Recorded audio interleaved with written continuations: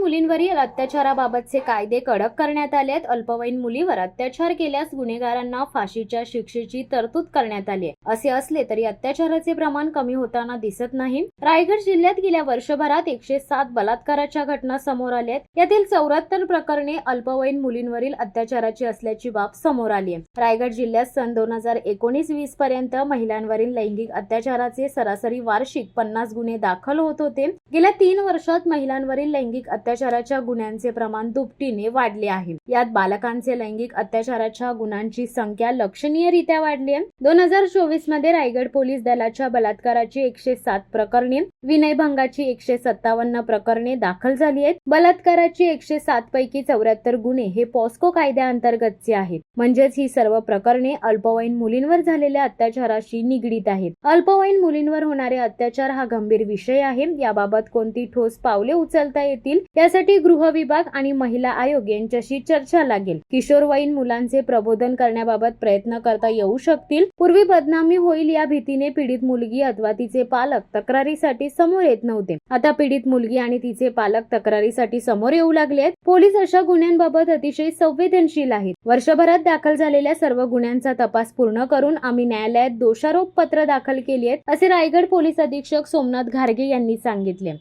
शिवसत्ता times news bureau, Raigad. दे धडक बेधडक वृत्त देणाऱ्या आपल्या शिवसत्ता टाइम्स न्यूज चॅनलला लाल बटन दाबून सबस्क्राईब करा आणि बेल आयकॉनला क्लिक करायला विसरू नका।